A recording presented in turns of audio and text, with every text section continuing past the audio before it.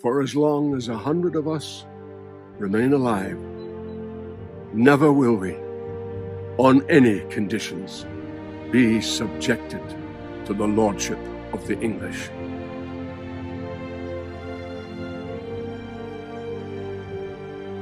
It is in truth not for glory, nor riches, nor honors that we are fighting, but for freedom alone, which no honest man gives up, but with life itself.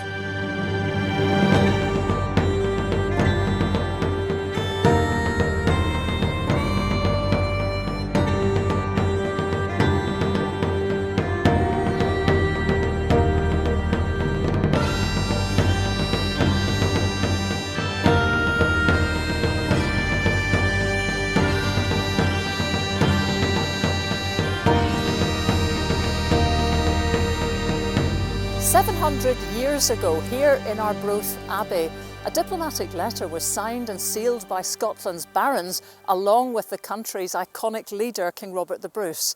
It was a plea for recognition of Scotland as a country, and famously declared an idea for the first time in words that people are above kings. It's certainly one of the most significant documents to come out of the British Isles, if not Western Europe, in the Middle Ages. This is the earliest European assertion of the right of a nation to self-determination. What it was as an achievement was absolutely magnificent and places Scotland in the centre of European intellectual traditions and political traditions at that time, and in some ways a leader.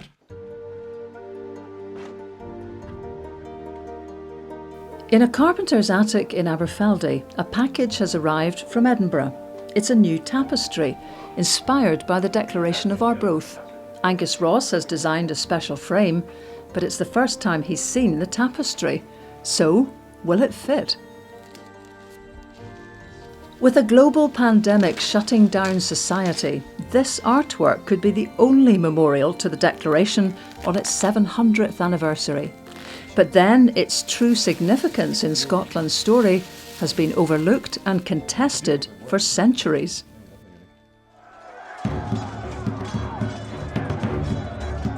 Bannockburn, the victory much celebrated by Scots, brought a temporary truce between the warring thrones of Scotland and England, but not peace. In 1316, at the tail end of a mini ice age, crops failed, hunger was rife, and resentment too.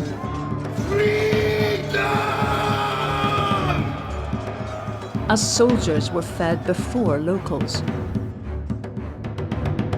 1 year after Bannockburn, we get the beginnings of the Great European Famine across Northern Europe, which claimed as many as 10% of the population of Northern Europe, more in some areas.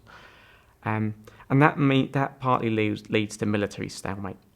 In a context of food shortages, of failed harvests, it's very difficult to put large armies in the field.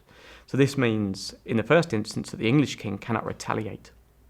Edward II, I'm sure, the first opportunity would like to be back up in Scotland with an army to wipe out the stain of Bannockburn. In 1298, Edward I does the same thing. He responds to the defeat at Stirling Bridge the following campaigning season.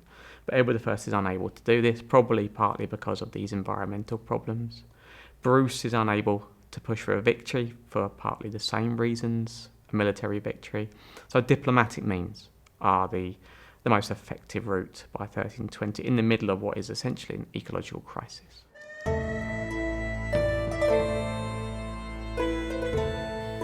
This is Bannockburn House, built in the Jacobite era, bought recently by the community. A fitting place for a controversial idea that Bruce was not just fighting the climate, but also his own warrior belief that Edward could be beaten into submission. Surely not unreasonable after a victory as resounding as Bannockburn. In many ways for Bruce, it's a failure. I hate to say this, I know, I'll be shot for that. It is a failure in the sense that it does not end the war, because Edward II is at least as stubborn as his father. He will not give up any of his rights unless he has to. And Bruce hasn't made him do it. He's humiliated him. He's shown that Bruce as the Scottish king is the military power in the British Isles and even Ireland. But he has not brought Edward to acknowledge Scottish independence and Bruce as king. And for that, there's no negotiating about that for Bruce. So that's really what we're talking about in the years leading up to the Declaration, is this kind of block between the two kingdoms. That neither side have things that they will budge on.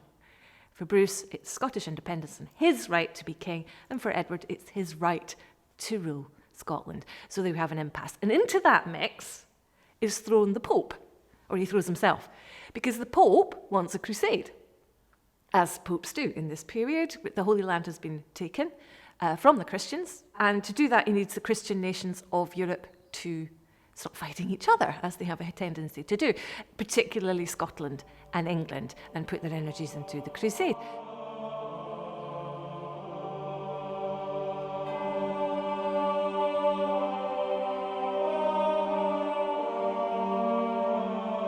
International intrigue and a battle of wills, nothing new there.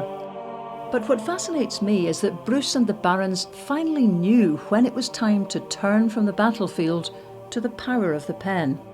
Persuasion, canny pressure, clever arguments, powerful words were needed to get Scotland recognised as an independent kingdom, with Robert the Bruce its uncontested king.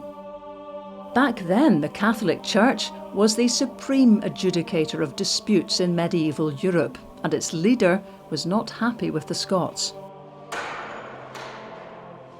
The Pope had excommunicated Bruce 3 times, once for killing a rival, and summoned him for a dressing down several times, in vain. So the whole of civic Scotland was facing shutdown under a papal interdict to stop official ceremonies, even like marriage. Bruce had infuriated the Pope, so King Robert turned to the only folk able to fix that. There's nobody in Scottish society in the days that was more integrated into the kind of European power networks than the clergy. You know, we're standing in the biggest, well, one of the biggest ecclesiastical buildings ever built in Scotland. This place had European significance, and the folk that worked here were part of a European network. They had way more experience than some local tucht or baron at dealing with European power structures, you know. So when it came to getting recognition of Scotland's ancient independence for the Pope, you needed the clergy on side, and the clergy were very much on side. The clergy weren't just the go-betweens between Robert the Bruce and the Pope. They were also the ones that helped form the message. They knew what language to use, they knew how to phrase the arguments, and they also had huge experience in this. Perhaps another factor was pushing Bruce towards peace. His brother Edward died in battle, leaving Robert without an obvious heir. Exactly the same kingship crisis that started those English incursions 30 years earlier. Bruce was ageing, and suddenly Scotland might be up for grabs again. So 3 letters were written to the Pope. Only the last remains, now known as the Declaration of Arbroath. Written in Latin, it carries the seals of Scotland's barons to give the impression of solidarity and unanimous support. Well, Bruce wrote it, essentially. Bruce's regime wrote the Declaration of Arbroath. It's their production. It's in the name of the barons, but only in a sense of it, in a symbolic sense. So we do not have a document here in which a group of barons sat round and constructed it. They attended their seals to it, and they were probably expected to agree with the sentiments. But the Declaration of Arbroath is a product of Bruce's regime. The document beseeches the Pope to pressure the English to talk peace, and lays out the reasons why Scotland should exist as an independent kingdom. I think they just decided what we need to do is marshal our arguments, create bullet points effectively of why it's England that's in the wrong and why the Pope needs to do something about it. It needs to stop England, because England's done very well in the recent past in persuading the Pope to move against King Robert. So this is really the Scottish response. And no, there hasn't really been a Scottish response. There have been a couple of delegations, but this is the big one. But they've been busy. This is them saying, okay, we really do need to deal with this now, but we're not going to deal with it the way the Pope wants. We're just going to write this letter, show the unity in Scotland, which actually doesn't exist, really. There's serious cracks in that unity. But present that to the Pope, saying all of Scotland all the Scottish nobility are arguing this. This is the King's propaganda, the King's version of Scotland's history. I mean, some of it is generic and is building on what the Scots have said for a long time, or a reasonably long time, but a lot of it is addressing that fundamental problem, which is that Robert Bruce is a usurper, a murderer and a usurper. You don't forget that when you live in those times. If it can make it to the next generation, it'd be fine, but he lives with that. So he has to present Scotland's history in a way that supports Bruce's right to be on the throne. It's a diplomatic letter, but amongst the poetic language and imagery, there's even a veiled threat.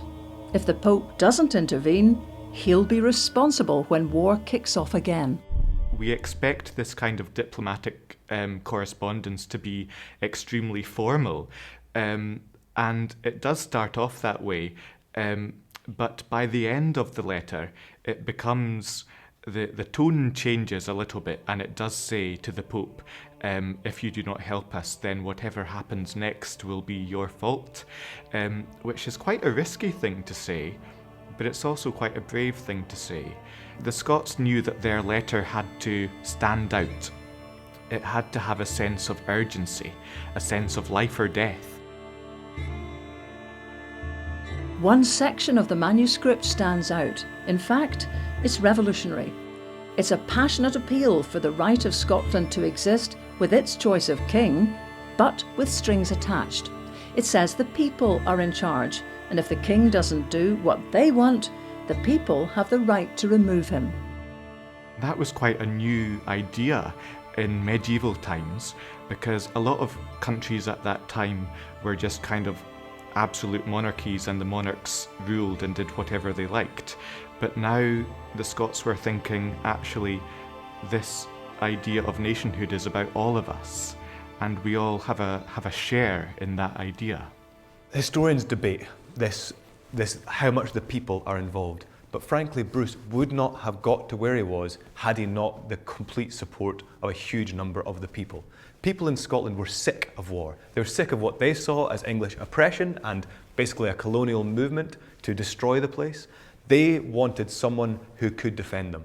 The Bruce could, they recognised that. His victories helped cleanse him of that excommunication, so they no longer saw him just as a usurper and a murderer. They saw him as actually an effective king to get out of this. So the Declaration, it could be argued, does summarise that fact that Bruce did have enough support to win these battles and to be king. He wasn't universally loved at all, so I think the Declaration's line about every one of us supports this man is a massive stretch, but he had enough of the people on side, and he couldn't have ruled without the people.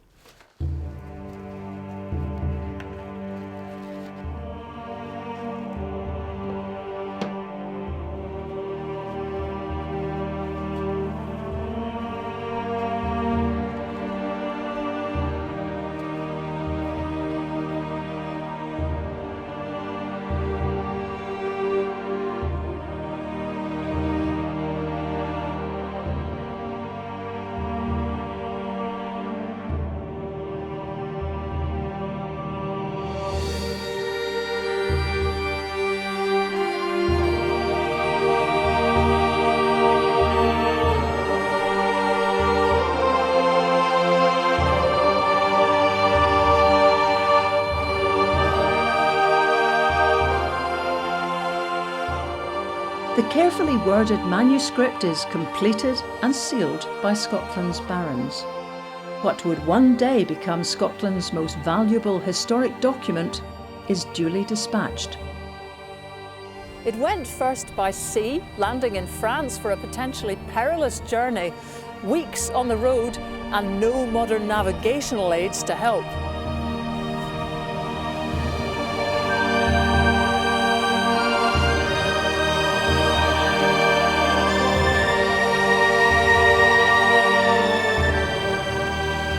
The Pope sent several letters in reply and appointed a new Bishop of Glasgow who backed Bruce. It was the early sign Bruce needed. The declaration had been a success. It was the Declaration of Arbroath where you see the Pope start to swither. Like before that, 1319, the Pope is very much on the side of English overlordship over Scotland. That's the direction things are moving. The Declaration arrives. Shortly thereafter, the Pope sends a letter to the King of England using phrases he's cut and pasted for the Declaration. It's obviously got right into his head, and that's brilliant. It's still another few years before Scotland gets officially recognised as independent, but that is the thing that turns the tide. The first thing that the Pope did was to suspend the interdict, the one that was going to suspend all Scottish civil life. So for a temporary period. It wasn't until 1324 that the Pope recognised Robert Bruce as king, which was obviously very significant. But you could perhaps argue that the Declaration started to sow the seeds of the rights of Scotland to be independent and Bruce to lead. The voice of the people had been heard, though ironically most Scots knew nothing about it. It was years before the Declaration of Arbroath became well known in its own home country. King Robert's plea to the Pope brought 400 years of relative peace before the Jacobites rose again to contest the kingship of Scotland in the campaign that ended at Culloden. It was maintained in manuscript form right through the Middle Ages. So any histories of Scotland that were written in that period usually included the Declaration of Arbroath. The Scotty Chronicon is a famous example of it. And it existed in several manuscript forms. So the educated class would have known about it.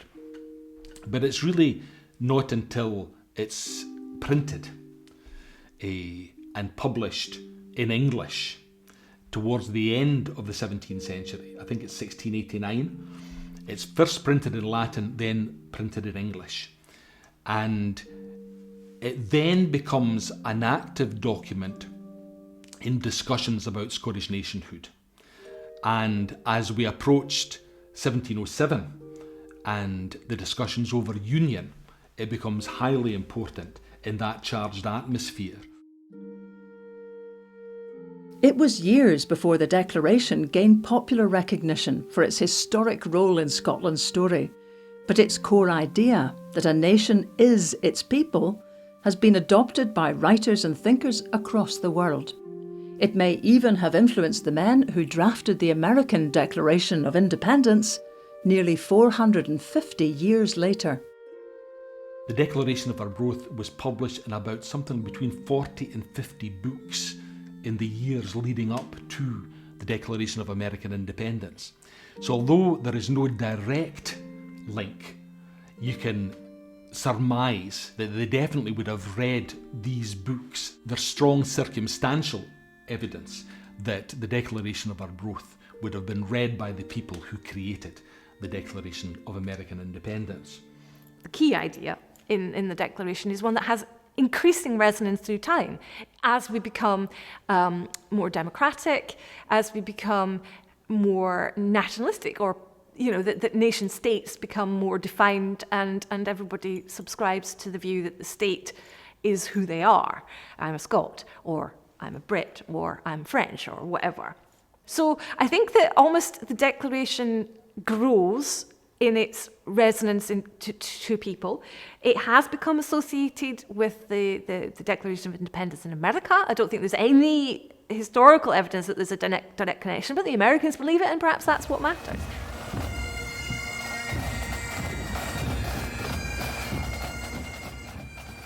It's certainly no coincidence that Tartan Day, a celebration of Scots heritage across the whole of North America, is held on April the 6th, the day the Declaration was dispatched, a fact recorded by the US Senate. This is from US Senate Resolution 155, March 20, 1998. April 6 has a special significance for all Americans, and especially those Americans of Scottish descent, because the Declaration of Arbroath, the Scottish Declaration of Independence, was signed on April 6, 1320, and the American Declaration of Independence was modelled on that inspirational document.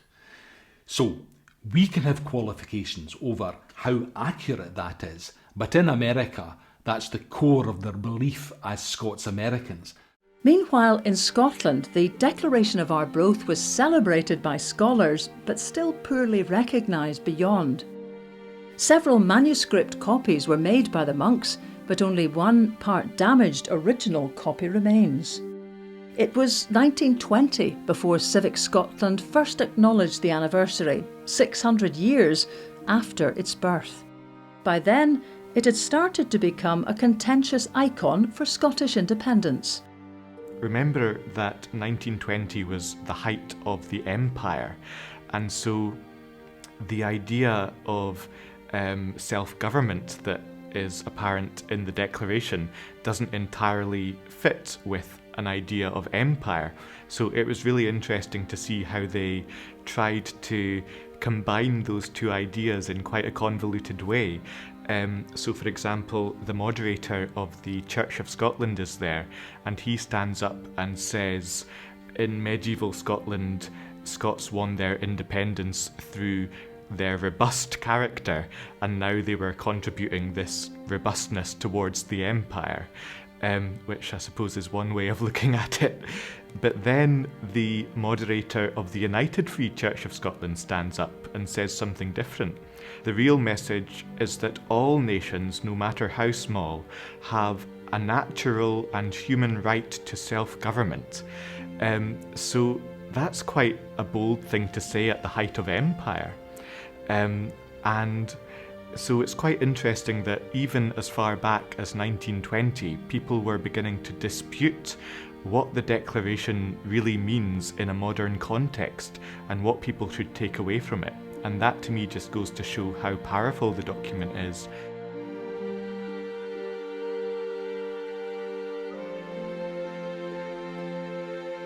After 700 years, the words of the Declaration of Arbroath still inspire. Its core ideas, its evocative sentiments about freedom, liberty, and the right of any nation to self-determination still resonate around the world. And I mean, they are beautiful words. I think we forget that, don't we? That, you know, some of it is just mundane. Well, this is the history of Scotland, and some of it is very political. But some of it is absolutely beautiful. And of course, you can buy a T-shirt with it on it, and many of us probably have. And I had the poster on my wall when I was younger. And a lot of Scots can quote the "For so long as 100 of us" speech, you know, that bit. So yeah, I mean, it is an icon of Scottish identity, and I think quite rightly so.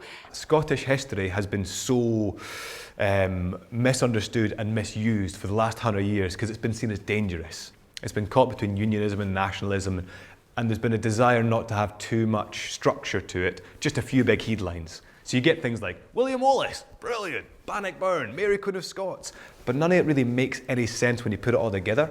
So now we're starting to really dig down into what made Scotland emerge. And the Declaration of Arbroath is absolutely as important, if not more important, than Bannockburn in the nation's story.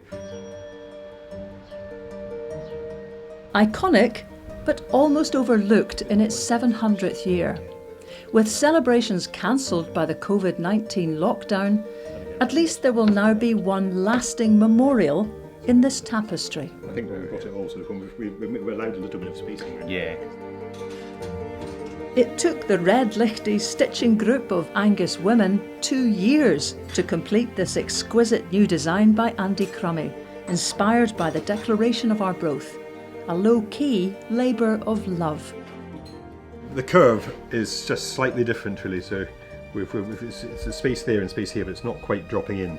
So we'll have to do a little bit of adjustment on this, take a little bit out of that rebate. Yeah, I think as long as we get the gap even. When we get an even gap, we'll put in little bits of perspex spaces again, just to space it out. If we can cut some of the thinner, the actual side perspex. The frame even includes a piece of oak 700 years old from Robert the Bruce's former estate.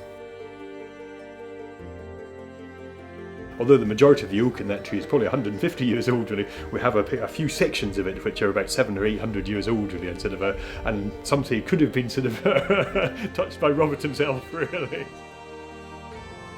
But it's really nice to have that sort of the idea of the whole thing, you know, from the cabinet and the stitching all coming together into one piece. to go to the Abbey, in fact. Really.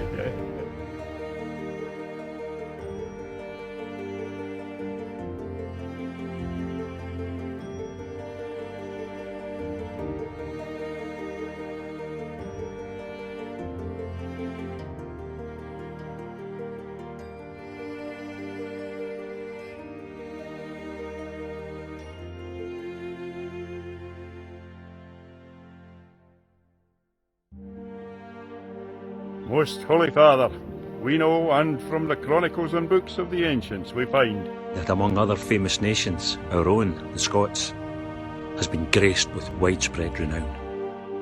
In their kingdom reigned 113 kings of their own royal stock, the line unbroken by a single foreigner. The Britons it drove out first. The Picts it utterly destroyed. May it please ye to admonish and exhort a king of English, who ought to be satisfied with what belongs to him, since England used once to be enough for 7 kings or more. And how much will it tarnish your holiness' memory, if, which God forbid, the church suffers eclipse or scandal in any branch of it during your time? But if your holiness put too much faith in the tales the English tell, and will not give sincere belief to all this, nor refrain from favouring them to our own undoing, then the slaughter of bodies, the perdition of souls, and all the other misfortunes that will follow, inflicted by them on us, and by us on them, will, we believe, be surely laid by the Most High at your charge. For as long as 100 of us remain alive, never will we on any conditions be subjected to the lordship of the English. It is in truth, not for glory, nor riches, nor honours that we fight, but for freedom alone, which no honest man gives up, but with life itself